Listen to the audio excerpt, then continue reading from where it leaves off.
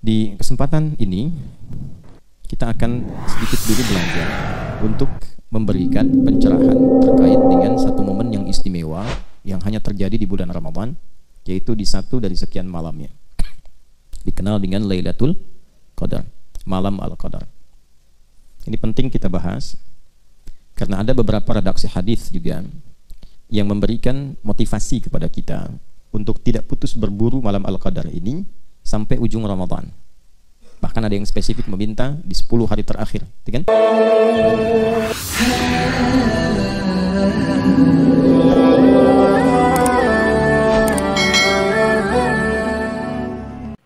Assalamualaikum warahmatullah. Assalamualaikum warahmatullah. Warahmatullahi wabarakatuh. Alhamdulillah, wassalatu wassalamu ala rasulillah wa ala alihi wa sahbihi wa man walah, wa ba'd. Saudara-saudariku, saya sebut saudari karena ada juga yang bergabung bersama kita dan juga beberapa saudara-saudari kita yang tidak terhubung secara langsung di sini namun mengikuti kajian-kajian i'tikaf kita. Kita awali dengan bersyukur pada Allah Subhanahu wa taala. Kita masih diberikan kesempatan untuk menunaikan ibadah siam sampai hari ke-25 ini. Semoga seluruh ibadah yang telah kita tunaikan diterima oleh Allah Subhanahu wa taala. Doa-doa yang kita panjatkan berkenan dikabulkan oleh Allah Subhanahu wa taala. Setiap hari berganti dalam Ramadan, usahakan tidak luput dari doa. Dan doa itu nanti setidaknya dibagi pada 2 bagian. Doa-doa pokok kita sebagai hamba, sebagai seorang muslim. Yang kedua, doa-doa terkait aktivitas kehidupan yang kita jalani di dunia ini. Misal doa-doa pokok minta kepada Allah supaya dikuatkan keimanan, keislamannya, istiqamah sampai wafat. Itu penting. Karena kalau Allah tidak berikan hidayah, tidak berikan taufik, beriman itu menjalaninya tidak mudah. Memohon kepada Allah agar diberikan kekuatan untuk beramal soleh. Bisa sholat dengan nikmat, bisa pulang kembali kepada Allah dengan bekal Al-Quran. Nah, itu hal-hal pokok yang setidaknya berlangsung bagi seorang insan beriman. Yang paling pokok itu bagi orang muslim 5, kan? Yang dikenal dengan pokok-pokok keislaman. Pilarnya kan 5 rukun Islam. 1 apa? Syahadatain. Kedua, sholat. Ketiga, zakat. Keempat, puasa. Kelima, haji termasuk umrah di dalamnya. Nah, coba dicek, pernah nggak setiap hari minta dikuatkan yang 5 ini? Syahadat kalau tidak minta dikuatkan, itu gangguannya tajam. Dan setan itu tahu bagaimana menggoda setiap manusia karena tahu karakternya. Setiap orang digodanya akan beda-beda, walaupun tujuannya sama, bermaksiat. Godaan bagi penuntut ilmu dengan penuntut harta dan penuntut kedudukan itu beda, tidak sama. Boleh jadi nanti diarahkan kepada kemusyrikan, kan itu bertentangan dengan syahadat. Betapa banyak orang pengen punya kedudukan, datang kepada tempat-tempat dan orang-orang yang mengarahkan kepada hal-hal yang dimurkai oleh Allah, bukan sekedar salah dan berpotensi syirik di dalamnya. Misal, kemudian sholat. Dari sekian menu sholat yang ada, berapa banyak yang sudah kita optimalkan? Jangan sampai meninggal dunia ada satu bagian sholat yang belum pernah ditunaikan, ya. Kalau yang fardu kan pokok, alhamdulillah dikuatkan, diberi kesempatan menunaikan sholat fardu. Minta supaya berjamaah, minta supaya bisa diberi kekuatan ke masjid, gitu ya. Yang sunnah selama hidup dicatat kalau bisa tuh, nanti di checklist. zakat. Oh, sudah pernah berzakat belum? Belum. Doa minta supaya selama hidup bisa berzakat. Walaupun sekali, dua kali, karena itu kan pokok bagi seorang muslim. Ya. Jadi menerjemahkannya, berzakat bagi yang sudah wajib atau mampu berzakat. Balik pengertiannya, harus mampu zakat selama hidup. Harus itu maksudnya memotivasi diri supaya kita bisa untuk berzakat. Ya, puasa minta diberi kekuatan. Haji juga sama. Kan definisi standarnya haji bagi yang mampu, tapi definisi bagi seorang muslim, ya, dalam tanda petik muslim yang ingin mewujudkan rukun-rukunnya adalah berusaha mampu haji selama hidup. Terserah nanti bagaimana Allah memberikan keputusannya. Yang penting kita berusaha dulu, sehingga ketika dihisab itu ringan. Itu yang pokok. Selebihnya doa-doa terkait dengan aktivitas duniawi kita yang diniatkan sebagai ibadah. Ya, kalau belajar minta dikuatkan ilmu, kalau bekerja minta dijaga oleh Allah, diluaskan rezekinya, disifati dengan halal dan membahagiakan. Kalau punya kedudukan minta dijaga oleh Allah supaya jadi maqaman mahmuda, kedudukan yang memuliakan dan dimuliakan. Kadang-kadang kan dimuliakan tapi tak mampu memuliakan. Orang hormat tapi tak mampu memberikan kehormatan kepada orang lain. Sombong, ria, ya kan? Itu dimuliakan tapi tak mampu memuliakan. Nah, ada lagi yang kebalikannya, memuliakan tapi tidak dimuliakan. Orangnya baik, membuat kedudukan yang baik-baik, tapi dalam saat yang bersamaan memang fitrahnya boleh jadi ada yang tidak senang, ya kan? Nah, tapi dengan cara-cara yang tidak elok, minta supaya Allah turunkan min ladunka sultanan nasira, ya, pertolongan terbaik. Nah, itu yang kita isi selama Ramadan, apalagi i'tikaf. Ya, minta kepada Allah kekuatan ibadah, kekuatan menikmati tarawih, kekuatan beramal saleh saat yang bersamaan. Minta kekuatan supaya diberikan cahaya dalam belajar, menuntut ilmu, cahaya dalam bekerja, cahaya di keluarga, dioptimalkan. Di kesempatan ini kita akan sedikit dulu belajar topik yang berbeda sedikit saja untuk memberikan pencerahan terkait dengan satu momen yang istimewa yang hanya terjadi di bulan Ramadan, yaitu di satu dari sekian malamnya, dikenal dengan Lailatul Qadar, malam Al-Qadar. Ini penting kita bahas karena ada beberapa redaksi hadis juga yang memberikan motivasi kepada kita untuk tidak putus berburu malam Al-Qadar ini sampai ujung Ramadan. Bahkan ada yang spesifik meminta di 10 hari terakhir, kan? Sini.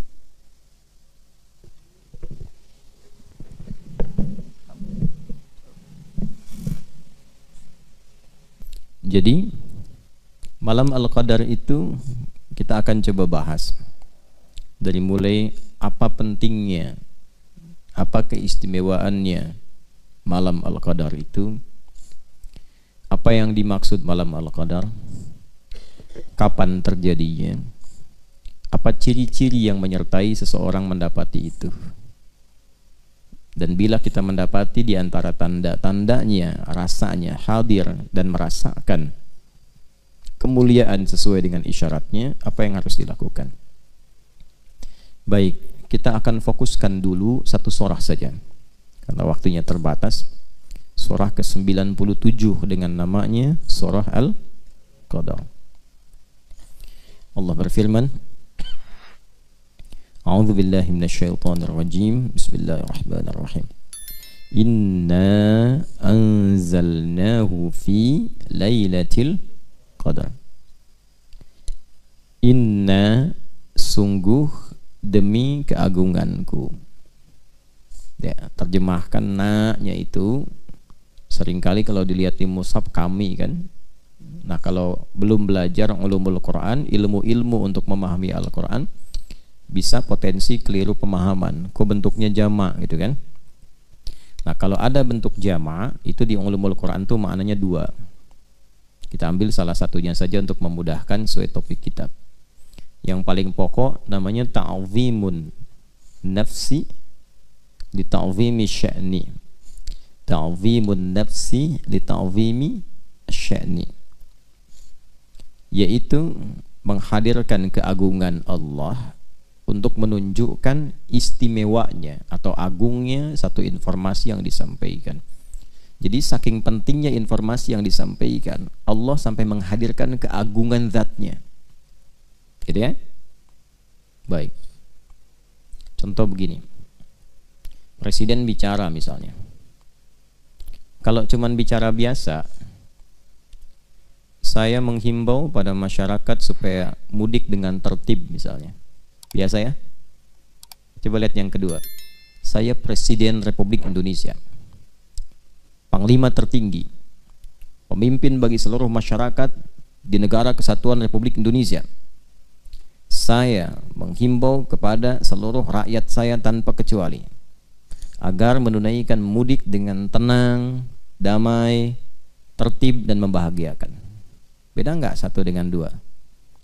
Ya kan? Ketika membawa kedudukan, membawa keistimewaan, keagungan, maka kesannya beda kan?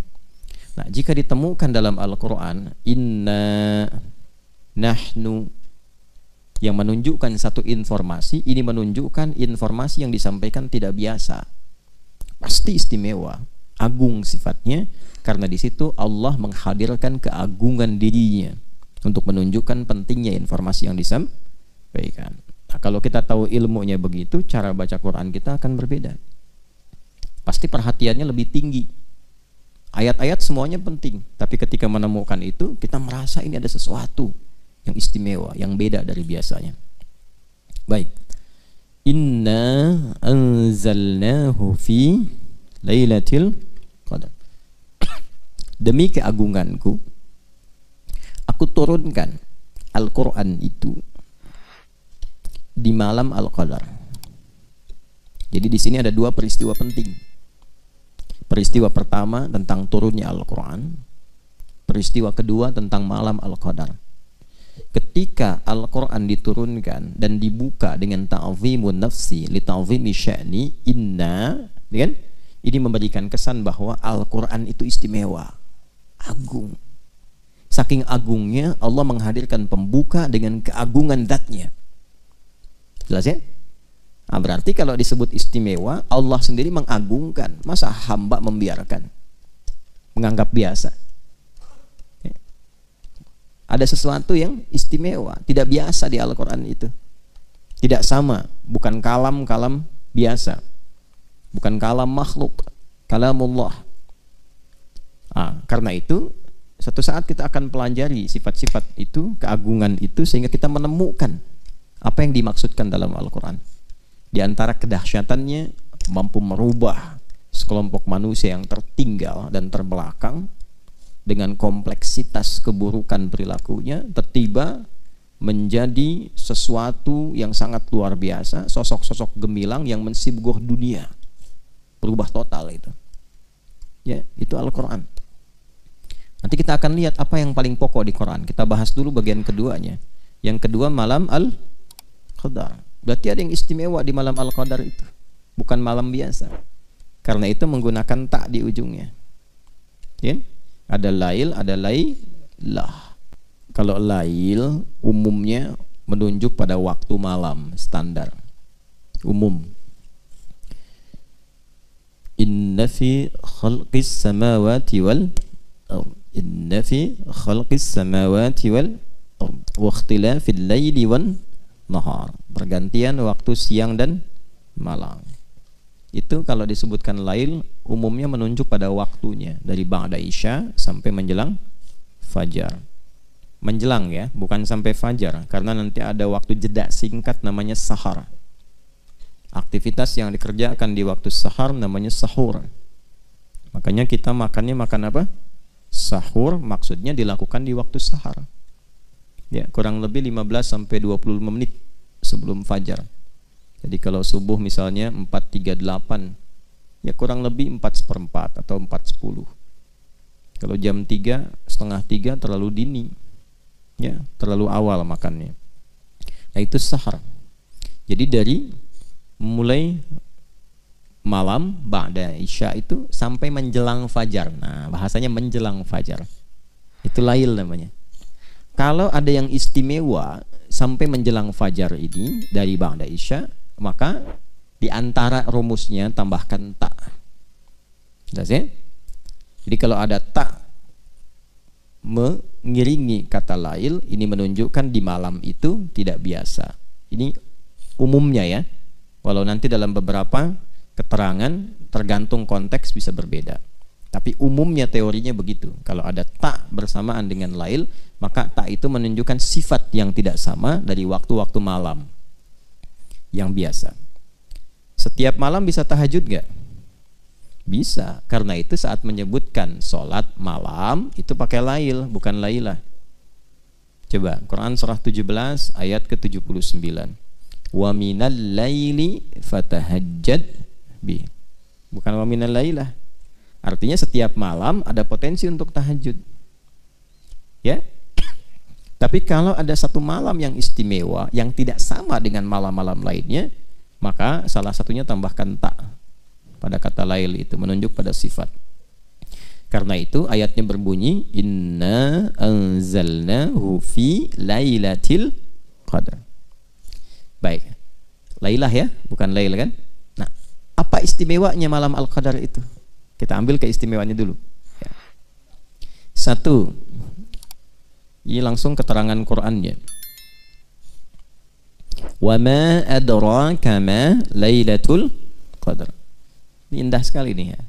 Kita dibikin penasaran dulu supaya memotivasi kita untuk memburu malam itu. Tahu nggak kata Allah keistimewaan malam Al-Qadar itu? Tahukah Anda keistimewaannya? Kan? Teruskan. Lailatul Qadri khairum min alfi syahr. Malam Al-Qadar itu istimewanya seluruh amal soleh yang dikerjakan membersamai malam itu nilainya dilipat gandakan lebih dari 1000 bulan. Dilipat gandakan, ingat, lebih dari, karena redaksi Qur'annya berbunyi khairum min, lebih dari. Jadi tidak pas 1000 bulan. Ya, 1000 bulan itu kurang lebih 80 sampai 83 tahun lah. Ambillah 83 tahun misalnya.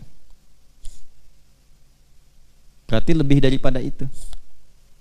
Atau bahasa paling gampangnya standar rata-rata usia manusia misalnya.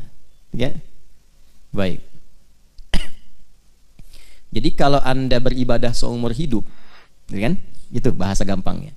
Kalau Anda beribadah seumur hidup, lalu dibandingkan dengan beribadah bersamaan di malam ini, malam Al-Qadar, itu lebih bagus di malam ini nilainya, lebih banyak di malam ini.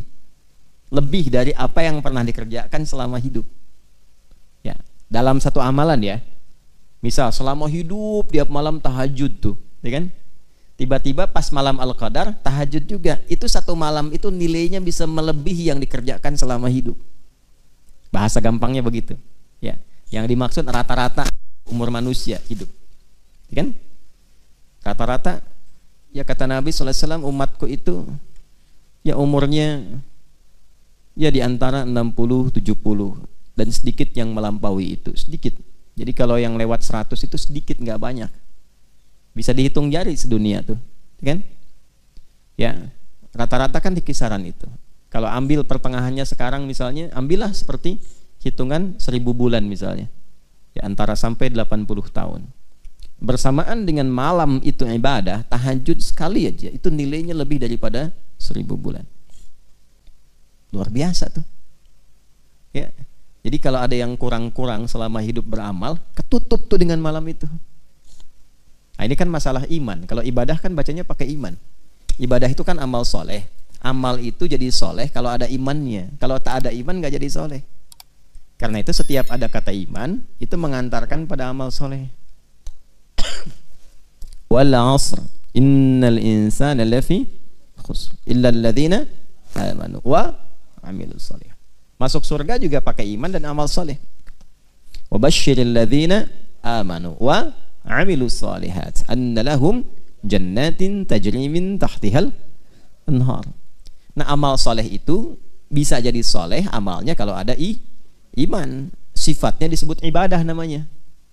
Jadi ketika kita beribadah itu sedang beramal soleh, membuktikan keimanan kita. Jelas sampai sini? Baik, kembalikan orang-orang yang mampu beribadah di malam Al-Qadar itu nilainya, satu ibadahnya itu bisa melampaui apa yang ia pernah kerjakan selama hidupnya.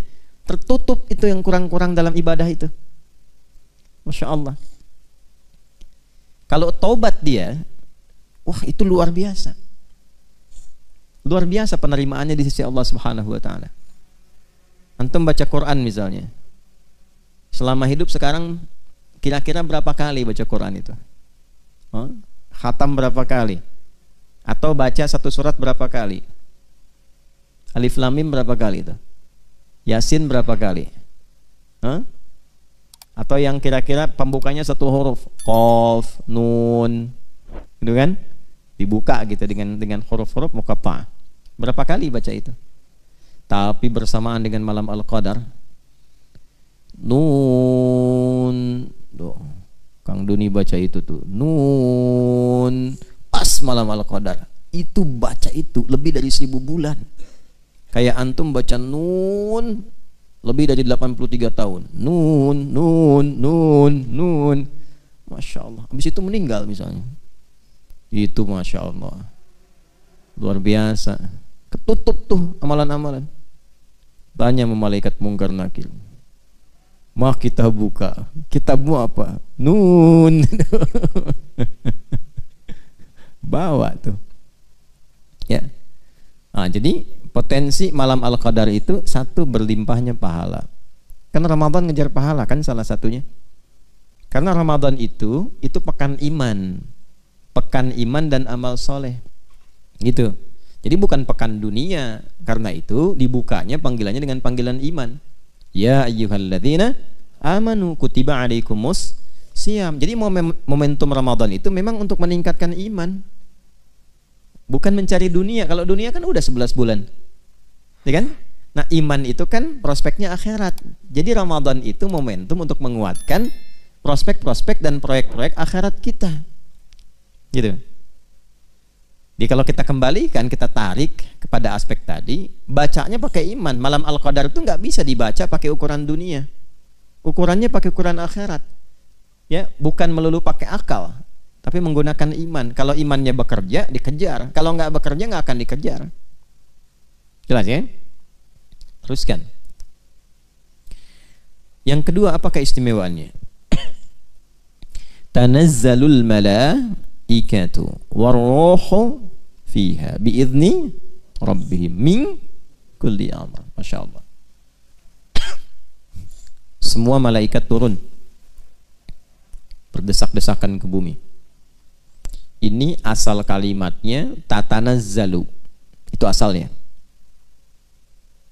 Tapi ada dalam balaghah itu, kalau ingin menunjukkan sesuatu yang berlangsung cepat dan banyak, masif, cepat, masif, itu hilangkan salah satu taknya di depannya. Tapi dhammahnya tetap berlaku di ujung untuk menunjukkan mudhari, sesuatu yang berlangsung terus. Masih ingat tadi waktunya malam Al-Qadar, malam lail dari kapan? Ba'da Isya sampai menjelang fajar. Itu masif terus. Siapa yang masif turun? Malaikat. Banyak. Terus turun. Sampai-sampai kalau kita buka kitab-kitab tafsir itu, ya, itu bumi ini padat dengan malaikat yang berlomba turun. Nanti sampai saking padatnya, alam itu suasananya tenang. Nanti saya bahas di akhir ciri-ciri, tanda-tanda malam Al-Qadar itu seperti apa diantaranya. Hening. Ya. Jadi kalau saya hadirkan bejana gelas misalnya, saya isi 1-2 kelereng, lalu saya goncangkan begini, digoyang-goyang, bunyi nggak? Bunyi kan? Kayak lato-lato kan? Tak-tak-tak-tak-tak-tak-tak gitu kan? Tapi kalau saya penuhi sampai padat itu isinya, sampai padat, goyang begini, digoyang, bunyi nggak? Hening. Disimpan aja hening. Itu saking padat ya bumi dengan malaikat yang banyak turun, suasananya berbeda. Oke? Nah, yang kita bahas keistimewaannya dulu. Nanti ini masuk kepada cirinya. Keistimewaannya apa? Sampai-sampai malaikat Jibril pun yang tugas pokoknya menurunkan wahyu, ya, terakhir kepada Nabi Muhammad sallallahu alaihi wasallam, di malam itu khusus ikut turun.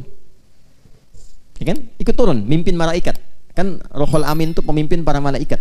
Turun, dipimpin malaikat semua turun. Dengan izin Allah, biizni rabbihim. Min kulli amr. Allahu Akbar. Itu maknanya umum sekali. Diizinkan oleh Allah untuk menyertai segala perkara yang baik-baik. Artinya apa? Kalau ada yang sholat, tuh malaikat ikut sholat. Kalau ada yang zikir, ikut zikir. Kapan lagi antum sholat diikuti oleh semua malaikat pengen ikut sholat? Tuh, makanya kalau ketinggalan semalam aja, ruginya banyak. Tuh. Baca Quran, diikuti. Zikir, diikuti. Banyak turun. Oke? Nah, apa dampak paling spesifiknya bagi setiap insan itu? Terkait dengan doa dan taubat. Jadi kalau doa yang biasa ngaminkan mungkin 1-2 malaikat yang menyertai, ini banyak malaikat. Ya, berdoa amin. Umar, mana Umar? Doa. Umar doa. Amin. Hasan doa. Amin. Ya. Wajri doa. Amin. Tuh. Itu aminnya bukan 1, 2, 3 tuh. Amin. Cuman kan goib. Kalau goib gak kedengeran. Kalau kedengeran bubar antum.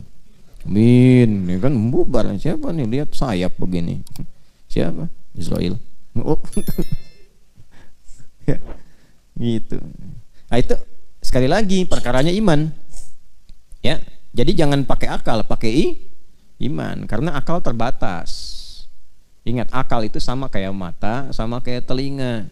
Perangkat yang ada pada manusia, perangkat fisikal. Mata terbatas tidak? Terbatas, semakin jauh semakin gak kelihatan. Semut itu kalau dekat terlihat jelas, merayap makin jauh gak nampak. Bukan semut yang gak ada, pandangan kitanya yang terbatas. Gajah gimana? Sama. Semakin jauh semakin gak kelihatan. Gajahnya tetap segitu. Mata kitanya yang terbatas. Pendengaran juga begitu, semakin jauh semakin tak terdengar, ya kan? Antara 20 sampai 20 ribu kan hertznya. Di bawah itu sulit terdengar, di atas itu bising, bahkan bisa menyakiti. Ya, bukan salah bunyinya, kemampuan kita memang terbatas, gitu. Jadi kalau pendengaran terbatas, penglihatan terbatas, kenapa akalnya nggak mau terbatas? Bukan nggak masuk akal, karena ilmu belum cukup. Belum masuk tuh informasi ke dalam akal sehingga belum bisa nyerna. Kalau sudah ada infonya gampang dilogikakan. Tapi karena belum ada ilmu jadi terbatas. Itu maksudnya. Jadi jangan semua tuh pengen sesuai dengan kehendak kita. Ini nggak masuk akal. Di akal ente karena ilmunya terbatas. Bagi yang lain sudah masuk akal.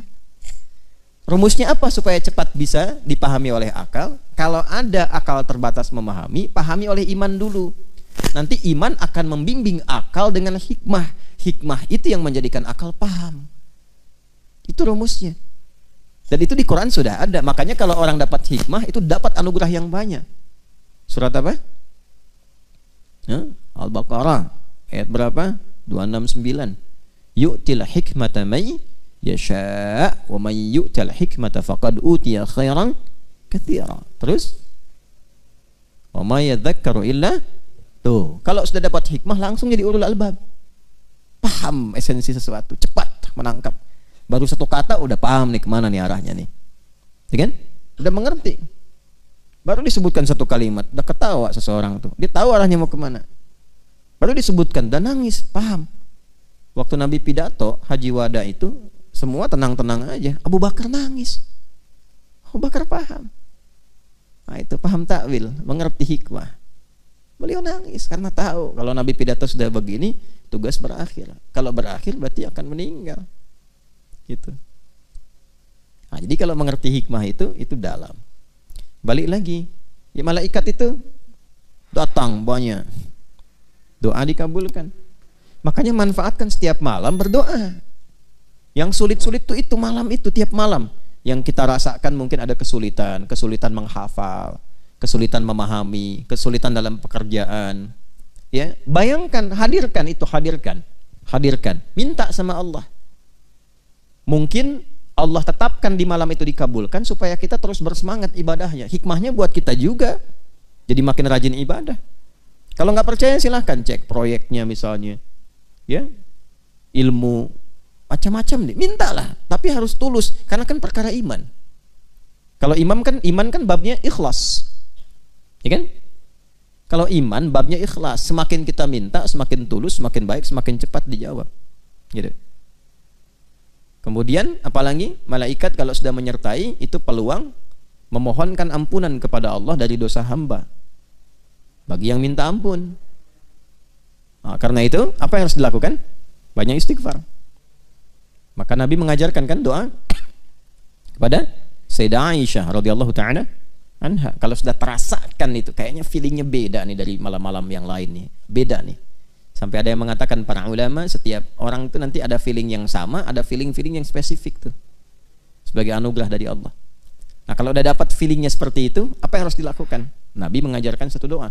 Itu ditalkinkan langsung dari lisan Nabi pada Sayyidah Aisyah radhiyallahu taala anha. Allahumma innaka afuwun tuhibbul afwa fa'fu anni. Allahumma innaka afuwun karim tuhibbul afwa fa'fu anna. Minta. Ingat-ingat, koreksi tiap malam itu. Itu dahsyat itu. Nah, nanti hasilnya kita akan lihat di parameter keberhasilannya setelah itu. Nah, jadi kalau ditanyakan apa istimewanya malam Al-Qadar itu, maka Al-Quran pertama mendefinisikan tentang manfaat-manfaat yang terkait dengan proyek akhirat kita. Itu yang terbesar. Jadi kalau nanam saham, jangan cuma dunia, tanam buat akhirat, karena itu tempat pulang. Kalau di sini kan tempat apa? Tempat berdinas, membawa misi. Di sini itu kita sedang beraktivitas, membawa misi, berdinas. Setelah itu pulang. Kan tiap hari kelihatan, terdengar, baca berita. Ya, ini si fulan sudah meninggal dunia. Itu kan bahasa meninggal dunia kan sederhana, tugasnya selesai, pulang. Macam-macam. Ya, tergantung batas ajal. Nanti ada yang masih kecil, ya kan? Ada yang remaja, ada yang dewasa, ada yang banyak diberikan batas waktu sesuai maslahat hidupnya. Ujungnya pulang, gitu. Ujungnya apa? Pulang. Nah, jadi kalau kita bisa spesifik demikian, itu insya Allah akan selamat. Ya. Jadi itulah diantara kemuliaan malam Al-Qadar, yang hal pertama disadarkan oleh Allah kepada kita, ingat akhirat itu. Itu maksudnya. Jadi keistimewaan pertama yang menghadirkan banyaknya pahala, terkabul doa, diampuni dosa, itu kan rata-rata proyek dan prospek akhirat kan. Intinya membangun kesadaran. Ingat ya, kalian satu saat akan pulang. Kalian akan meninggal dunia. Dunia itu tempat berusaha, pasti pulang. Jangan sampai saat pulang tak punya bekal. Itu maksudnya. Dan aku sayang, kata Allah begitu tuh. Akulah Rahman, kata Allah, akulah Rahim. Saking sayangnya Allah, Allah tahu nih, yang selama hidup beribadah itu walaupun terasa banyak, belum tentu kan diterima semuanya. Cuman bersyukurnya kita, Allah punya sifat asyakur, yang menerima walaupun sedikit. Itu kan? Tuh baca Quran 1 juz, berapa yang diterima oleh Allah? Ya, alhamdulillah kita masih bisa baca Quran, itu bersyukur diberi taufik. Yang diterima pun alhamdulillah. Kalau bukan rahmat Allah, sulit mengandalkan amal soleh. Sulit. Coba dari sekian amal itu, salat maghrib berapa rakaat? 3. Yang bisa ikhlas di rakaatnya berapa dari 3 itu? Gitu. Itu kalau bukan rahmat Allah, sulit. Jadi kesimpulan pertama, keistimewaan malam Al-Qadar itu mengingatkan kita, satu, pada tempat pulang kita di akhirat, supaya tidak terlampau kita terikat dengan dunia yang sementara.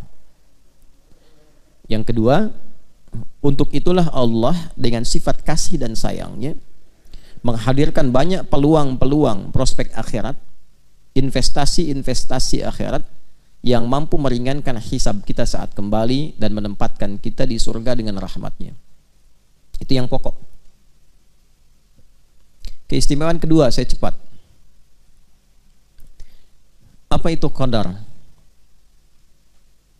Kalau tadi kan yang disebutkan tadi Lailatul Qadarnya, ya kan? Wa ma adraka ma Lailatul Qadar. Lailatul Qadri khairum min alfi syahr. Tanazzalul malaikatu waruhu fiha biidzni rabbihim min kulli amr. Itu baru aspek pertama. Balik lagi ke awal ayat.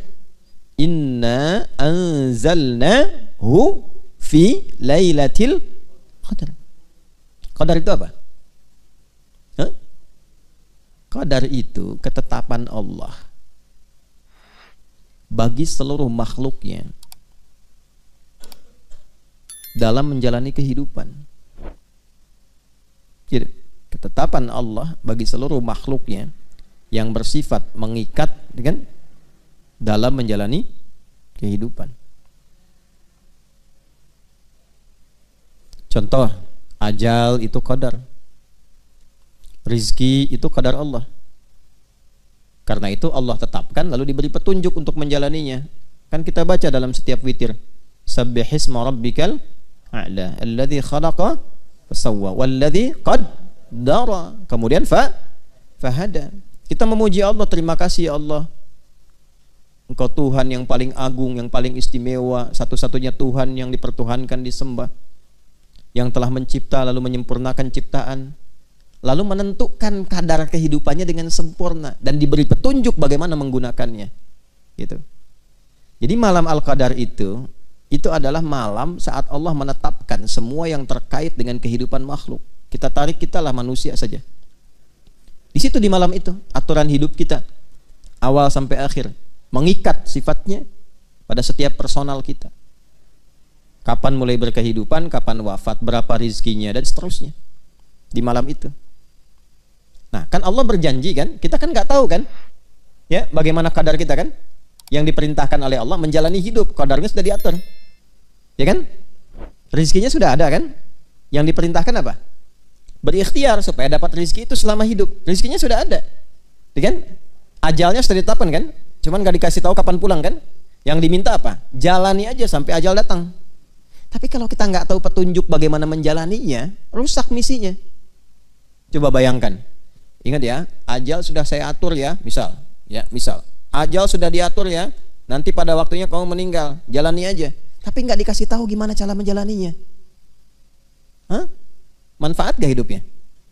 Belum tentu. Bisa bingung, linglung. Rizki sudah saya atur ya, kalian tinggal cari aja. Udah saya tebarkan sampai kalian meninggal. Tapi nggak dijelaskan bagaimana mencarinya. Bisa salah kan? Karena itulah Allah turunkan petunjuk yang memberikan bimbingan kepada kita bagaimana kita bisa menjalani kadar kehidupan itu dengan cara yang benar. Kalau menjemput rizki bagaimana caranya, menjalani hidup bagaimana caranya, sendirian bagaimana, kalau berumah tangga bagaimana, jadi suami seperti apa, jadi istri bagaimana, jadi ayah seperti apa, jadi anak bagaimana, punya kedudukan seperti apa, cari ilmu bagaimana. Itu selama hidup berkehidupan, aturannya dijelaskan oleh Allah berupa pedoman, diberikan sebagai petunjuk. Dalam bahasa Arab atau bahkan bahasa Al-Quran, petunjuk yang menyertai kita secara lengkap dalam menjalani sebuah kegiatan, bahkan seluruh kegiatan yang kita lakukan sampai berakhir, itu hudan namanya. Apa namanya? Hudan. Ya. Dan Al-Quran itu disebut dengan hudan. Al-Baqarah ayat 185, Syahru Ramadhan alladzi unzila fihil Quran. Teruskan, hudal linnas. Tuh. Jadi isi Quran itu bukan sekedar bacaan, tapi di dalamnya pedoman semua aspek kehidupan kita dalam menjalani kadar Allah Subhanahu wa taala. Dari sejak mulai dilahirkan sampai wafat. Karena itu kalau kita baca Quran, kita akan temukan jalan hidup kita ada di situ. Iya, dari alam kandungan, di mana ada kitab di muka bumi ini yang menjelaskan secara detail perjalanan hidup manusia dari dikandung sampai wafat, sampai setelah wafat kemana. Coba cek. Saya selalu katakan itu. Karena memang Quran itu bukan kalam manusia. Ya, kan manusia itu terbatas. Udah saya bilang dari awal, manusia itu terbatas. Kalau nggak tahu, nggak akan mungkin ditampilkan. Ini menunjukkan apa? Quran itu benar firman Allah, Islam itu agama yang benar.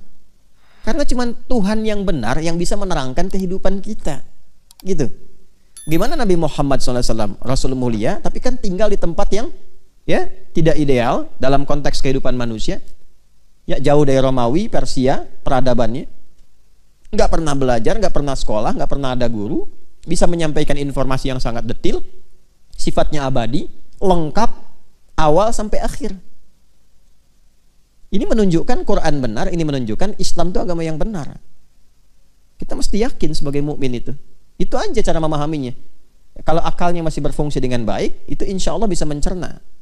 Bisa mencerna. Tempatkan dulu deh secara objektif. Lalu komparasikan dengan jernih gitu berpikirnya itu. Gitu. Jangan langsung sentimen dulu misalnya. Ya, jangan langsung klaim dulu. Tempatkan dulu aja berpikir dengan cara yang benar. Itu diajak begitu oleh Quran tuh. Ya, afala tatafakkarun, afala tatadzakkarun, afala ta'qilun. Coba renungkan, coba konstruksikan, coba fikirkan. Ya. Bahkan Allah sendiri menegaskan, enggak dipaksa kok untuk berislam. Tapi kita diminta untuk memfungsikan anugerah akal untuk mencerna. La ikraha fid din, lakum dinukum waliyadin. Cuman di Quran tuh enggak ada paksaan untuk berislam. Ya. Enggak ada paksaan untuk ibadah, cuman dihisab. Gitu kan? Ya, indah ya bahasanya. Nggak dipaksa kok. Jadi kalau kita menyimpulkan kembali, maka Al-Quran itu istimewa. Itu agung.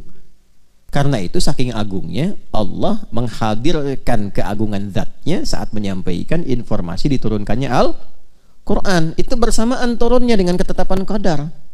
Jadi saat kita berkehidupan Allah sudah atur, aturannya pun turun saat bersamaan. Makanya diviralkan, semua alam malaikat itu diviralkan.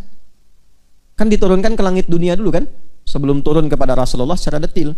Nah itu dua fase, fase pertama itu turunnya semua 30 juz. Agung, viral tuh alam langit tuh. Ya.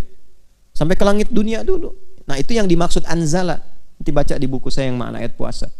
Jadi kalau anzala, ya, itu langsung sifatnya. Kan di ilmu sharaf begitu. Kalau af'ala dengan fa'ala kan beda. Kalau af'ala itu sifatnya langsung. Yang dimaksud turun sekaligus ke sama'id dunya. Sebagai pedoman berkehidupan. Jadi begitu ditetapkan hukum kehidupan dari mulai usia, dari mulai rizki segala rupa itu, ya, itu bersamaan dengan itu turun petunjuk penggunaannya. Lengkap 30 juz. Baru diturunkan secara detil bersamaan dengan kehidupan supaya dicontohkan oleh kehidupan Nabi Shallallahu Alaihi Wasallam. Tafsirnya jelas. Makanya ketika dijelaskan dengan detil oleh Nabi itu menggunakan nazzala. Ketika turun beda dengan Taurat dan Injil. Taurat Injil turun sekaligus. Karena cuma parsial sifatnya, sebentar dan sebagian manusia saja. Makanya Taurat Injil pakai anzala ketika turun ke nabinya. Tapi kepada Rasulullah SAW Quran pakai nazzala. Ali Imran ayat 3. Nazzala 'alaikal kitaba bil haqq 'alaika ke nabi. Tapi ketika turun dalam suasana qadar, malam al-qadar, itu kalimat nabinya enggak ada. Inna anzalnahu fi lailatul qadar. Hu-nya itu ke Quran. Jelas ya? Sama ya, di ad-dukhan apa? Inna anzalnahu fi lailatin mubarakah. Tuh, di malam yang diberkahi. Tapi ketika turun kepada Nabi, kaknya muncul. Nazzala 'alaikal kitab, pakai nazzala, turunnya bertahap. Bil haqqi musaddiqan lima bayna yadayhi wa anzalat Taurata wal Injil. Tapi Taurat, Injil pakai anzala. Taurat langsung 10 perintah. Injil langsung turun. Ya, semuanya tidak bertahap. Karena umatnya terbatas dan perintah-perintahnya tuh hanya dalam waktu yang terbatas, sederhana. Quran sampai akhir kehidupan.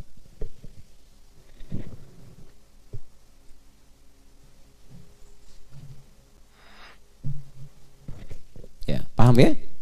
Nah, karena itu kita mesti merasakan penting dan agungnya Al-Quran. Jadi bukan bacaan biasa.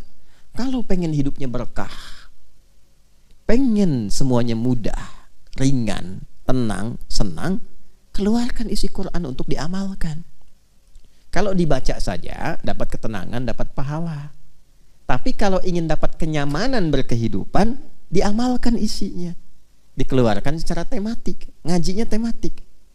Ini profesinya apa nih? Keluarkan ayatnya. Gitu. Makanya kalau kita mempraktikkan hudan, itu hidupnya tenang dan senang. Faman tabi'a hudaya fala khaufun 'alaihim wa la hum yahzanun. Quran surah kedua ayat 38 di ujungnya itu. Jelas? Nah, itu yang dikeluarkan. Ya. Nah, karena itu selama Ramadan, coba aktivitasnya apa? Profesinya apa? Manfaatkan waktu minimal misalnya dalam i'tikaf untuk mengeluarkan ayat-ayat Quran terkait topik, tema-tema yang dibutuhkan, yang mengiringi aktivitas kehidupan kita, yang jadi pilihan kita itu. Nah, sekarang kita berbahagia, aksesnya paling mudah sekarang. Dulu para ulama itu masih ngikutin. Di kalangan sahabat langsung dibimbing Nabi. Jadi kalau ada pedagang, pebisnis, Nabi konsultasi mereka ke Nabi, Nabi langsung bimbing. Sukses. Pejabat, sukses. Semua sukses. Setelah itu diajarkan oleh sahabat, ditangkap. Masih talaki. Tapi kemudian beberapa generasi setelahnya cerdas. Dihimpun, ditulis penjelasan Nabi itu. Dibikin tema-tema, topik-topik. Di antaranya Imam Al-Bukhari. Imam Al-Bukhari membuat 97 topik. Ya, kitabnya yang sangat viral itu Al-Jami' kan? Al-Jami' As-Sahih Al-Musnad Al-Mukhtasar min umuri Rasulillah sallallahu alaihi wasallam wa sunanihi wa ayyamihi. Kalau tidak salah kurang lebih demikian nama kitabnya itu. Disingkat Sahih Al-Bukhari. Itu isinya 97 tema. Dan dimulainya tidak langsung hadis, ayat dulu. Ada tema misalnya apa? Pertama kitab Bad'ul Wahyi, kedua kitabul iman, ketiga kitab al-ilmi, ya, dan seterusnya. Itu begitu menerangkan kitabul iman, ayat Quran dulu, setelah ayatnya baru hadisnya. Terus dibuat subtopik. Gimana supaya naikin iman dan tidak turun-turun, apa amalannya? Bagaimana mendapatkan kenikmatan iman? Apa hubungan iman dengan amal soleh? Itu diruntut. Ilmu, kitabul ilmi. Ya, bagaimana cara mendapatkan ilmu? Mengatur waktu untuk belajar ilmu itu bagaimana? Supaya cepat mendapatkan ilmu bagaimana? Itu banyak dikumpulkan. Kitabul buyu' bagi yang bisnis, berdagang, keluarkan. Bagaimana bisnis yang berkah? Bagaimana menghindari hal-hal yang kemudian cenderung bermasalah? Bukan? Bagaimana menghindari riba? Bagaimana mempercepat harta yang berkah yang dengan itu bisa mendekat kepada Allah? Ya, banyak sekali kok. Kitabul marid, bagaimana menyikapi ujian dari Allah, misalnya dari penyakit. Ada tentang bab kedokteran di dalamnya, bab kesehatan. Banyak sekali. Di ujungnya adalah pelajaran-pelajaran daripada para sahabat. Ada manaqib-manaqib ya tuh. Ya, bagaimana amalan-amalan mereka tuh. Zikir-zikirnya sampai dikumpulkan. Yang khatam, makanya kalau ngaji yang khatam. Kalau khatam itu Masya Allah lengkap itu. Ya. Ada zikir-zikir spesifik. Zikir saat jadi pasukan khusus dalam medan perang seperti apa. Ada. Ya, zikir dalam bidang kepemimpinan. Imam Muslim bikin kitabnya Kitabul Imarah, ada. Puasa nih. Kan puasa itu sebulan kan? Apa yang dikerjakan selama Ramadan? Langsung dibikin Kitabus Shaum, lengkap itu. Dari memulai kapan mengakhiri, bagaimana cara sahur, kapan tarawih, seperti apa dan seterusnya, lengkap. Kita orang sekarang tuh tinggal jalanin aja. Baca, pahami, amalkan. 11 bulan punya waktu baca. Ramadan tinggal ngamalin. Ini dibiarin, begitu masuk Ramadan malah sibuk belajar lagi. Kapan ngamalnya? Ya walaupun tidak salah, tapi menempatkan sesuatu sesuai dengan tempatnya. Makanya kebiasaan seperti itu menjadikan hari tenang menjadi hari tidak tenang. 11 bulan main-main, begitu waktunya hari tenang, besok mau ujian malah nggak tenang. Ngopi-ngopi catatan, pinjam punya temen, belajar maksain malam, pelajaran 11 bulan dipelajari semalam. Akhirnya ilmunya cuma sampai ujian. Begitu ujian, ya udah lupa. Tertuliskan nilainya bagus, cuman ilmunya lupa. Makanya ada ahli hukum yang dihukum, sebab ketika mencuri lupa. Waktu korupsi lupa gitu. Ya. Kenapa jadi ke situ tuh? Nah, balik ya. Ya itulah malam Al-Qadar. Jadi malam Al-Qadar itu menjadikan interaksi kita dengan ibadah dan Quran semakin erat. Karena itu usahakan malam itu. Makanya kita kan hidupkan malamnya kan. Kita bangun lagi, bacain Quran lagi gitu kan. Nah, salah satunya apa? Untuk mendapatkan kasih sayang Allah, penambahan pahala, ya, ketenangan kepada jiwa. Lebih daripada itu, kita terbiasa interaksi dulu supaya besok-besok mau mengkaji Quran. Jelas ya? Ingat pondasinya iman ya. Kalau pakai iman cepat nangkapnya. Tapi kalau nggak pakai iman susah. Hudan itu Itu padanannya iman. Nanti kalau sudah iman ketemu amal soleh jadi takwa. Iman, takwa, dan amal soleh disatukan di pembuka Al-Baqarah plus Qurannya. Dzalikal kitab, kitab di situ Quran kan? Dzalikal kitabu la raiba fi hudal lil muttaqin. Ayat 3-nya alladzina yu'minuna bil ghaib wa yuqimunas shalah wa mimma razaqnahum yunfiqun.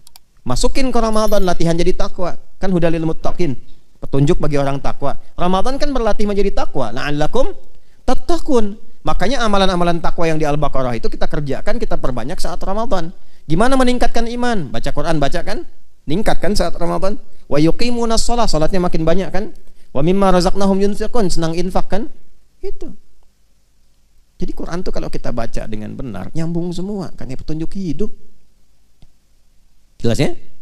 Nah, kalau kita dapatkan itu semua, salam. Nah, itu indikasi pertama. Keadaan kita lebih tenang. Damai, salam itu damai. Lebih tenang. Lebih bisa memahami esensi hidup, lebih menikmati berkehidupan. Jadi dari sekian waktu dalam Ramadan itu ada satu waktu yang kayaknya kita merasa lebih enak gitu. Nah, coba rasakan kalau hadir di satu malam, suasananya lebih beda. Lebih enak, lebih tenang gitu, ya. Terus kalau ngelihat keluar juga kayaknya tenang gitu di luarnya itu. Tadi ngumpul malaikat. Nah, kalau udah dapat lagi sesuatu yang istimewa yang Allah berikan, itu kalau ketiduran tuh bisa dibangunin. Dan ke hati getarannya beda. Bangun, bangun, bangun. Coba deh kalau nggak percaya, perbanyak dulu amalan terus. Ini mungkin untuk tahun depan ya. Kalau hidup, itu, kalau hidup, Kalau tidak, sisa waktu gunakan. Masih ada beberapa malam ke depan. Perbanyak ibadah. Nanti ada satu dari sekian malam Ramadan itu, ada satu yang kita itu dibikin terus aktif malamnya. Yang kalau mau tidur pun, bangun. Pernah merasakan begitu nggak? Itu nggak setiap waktu tuh. Bukan karena ada agenda sholat malamnya, tapi dibikin bangun. Tuh. Saya tidak harus nyampaikan di kapan waktunya saya bisa merasakan itu, tapi itu kan rahasia Allah. Untuk setiap kita kadang-kadang getarannya bisa tidak sama, tapi nanti bisa menemukan petunjuk yang sama dari suasana alam. Ya. Nah, diantaranya lebih tenang. Makanya kan ada hadis-hadis yang menunjukkan paginya itu lebih tenang. Gak terlampau panas, gak terlampau dingin. Cahaya mataharinya sejuk, enak gitu, nyaman. Yeah. Jadi akhirnya salam. Di malam Al-Qadar itu kita mendapatkan salam. Maknanya dua. Bisa menunjuk pada isyarat malam Al-Qadar lebih tenang, lebih nyaman, lebih damai ke hati. Lingkungannya juga mendukung, tenang, damai, enak ke ibadah gitulah. Enak ke ibadah. Saya. Nah, yang kedua, parameter kesuksesan orang yang mendapatkan Al-Qadar. Perangainya lebih tenang. Lebih bisa menimbang bagaimana bersikap. Lebih tenang, lebih kalem, lebih damai, menatap sesuatu itu dengan kedamaian. Nilai-nilai kebaikan bertambah. Nah, setelah ada kata salam, balik lagi ke malam Al-Qadar. Hiya, waktunya malam Qadar itu panjang, terbentang tadi kan malam kan, dari ba'da isya terus sampai menjelang fajar. Makanya saya tidak katakan fajar kan tadi ya, menjelang sampai mau tibanya fajar itu matla, sampai akan terbitnya fajar. Hiya hatta matla'il fajar, sampai akan terbitnya fajar. Itu pernah ada berita itu NASA mencitra ya dari angkasa suasana malam-malam Ramadan. Ada satu malam yang beda sendiri. Bahkan di tahun-tahun ke belakang itu kalau sudah sampai begitu ya, fenomenanya kita belum yakin, belum sungguh-sungguh, saya pikir keterlaluan lah. Kalau kita dengar informasi dari dulu, apalagi dari Nabi, memang standarnya harus yakin, harus kuat, diburu gitu. Ya kalau kurang yakin artinya kan lemah iman, tapi masih bisa dikuatkan. Tapi kalau sudah ada bukti-bukti otentik yang bahkan terekam, belum yakin juga, itu imannya dipertanyakan. Tahun-tahun ke belakang itu sempat ada yang i'tikaf di Masjidil Haram. Lalu dia mengamati setiap malam sampai menjelang subuh itu. Ada salah satu momen yang ketika dia videokan itu kayak kilatan naik gitu dari atas Ka'bah itu ke atas. Itu nyata, bukan rekayasa. Kayak kilatan naik. Ya kayak ada sayap putih tapi halus, kayak awan naik cepat sekali gitu. Ya. Dari satu rangkaian malam-malam terakhir di Ramadan itu. Pernah ada itu? Pernah nggak dengar? Atau pernah lihatnya? Ada di tahun-tahun ke belakang itu. Nah itu pembuktian yang nyata gitu. Jadi kalau sudah alamnya itu sudah disampaikan tanda-tanda kebesaran Allah secara langsung, belum beriman juga, itu mesti hati-hati itu. Kuningnya udah mau orange tuh. Hati-hati betul. Hati-hati. Karena nanti ada ayatul Quran, ada ayatul kaun. Ayatul kaun tufassiru ayatul Quran. Ada ayat-ayat yang di semesta, ada ayat-ayat yang tertuliskan dalam mushaf, ya, dibacakan dalam Quran. Nah, ayat-ayat semesta itu pembuktian langsung dari Al-Quran. Jelas ya? Di mana belah batu ditemukan kalimat Allah, belah tomat adalah lafaz Allah. Melihat ke atas awan bentuknya Allah, bentuknya Muhammad SAW. Gimana tuh? Masa belum yakin juga? Nah, itu hal-hal yang langka, fenomena yang nggak terjadi setiap waktu, ya kan? Nah, karena itu manfaatkan. Kalau pengen mendapatkan malam Al-Qadar gampang, rumusnya gampang sekali. Cuman 2. 1, konsisten menunaikan ibadah malam, walaupun sekejap di waktu-waktu tadi tuh, dari ba'da isya menjelang fajar. Jadi rumusnya 1, konsisten menunaikan ibadah malam setiap malam Ramadan, walaupun sekejap, 5 menit, 10 menit, nggak apa-apa, sesuai kemampuan. Yang bisa dioptimalkan silahkan. Yang kedua, jangan maksiat. Ya, jangan maksiat. Itu aja. Sekira itu yang bisa disampaikan terkait uraian malam Al-Qadar. Mudah-mudahan bisa bermanfaat, dan teman-teman dimanapun berada mengisi program Aku Suka, Ayo Kultum sejenak untuk berbuka di edisi kali ini 25 Ramadan 1444 Hijrah, langsung dari Ma'had Islam Rafiah Akhyar Pesantren Mila. Mudah-mudahan kita senantiasa dilindungi, disayang, dirahmati, dan dimuliakan oleh Allah Subhanahu wa taala. Selamat berbuka. Terima kasih. Semoga teman-teman yang i'tikaf, kita semua juga dijaga istiqamah sampai akhir i'tikaf kita. Allahumma taqabbal minna innaka antas sami'ul alim wa tub 'alaina innaka antat tawwabur rahim. Rabbana atina fid dunya hasanah wa fil akhirati hasanah wa qina adzabannar. Allahumma arzuqna ni'mata lailatul qadri ya arhamar rahimin.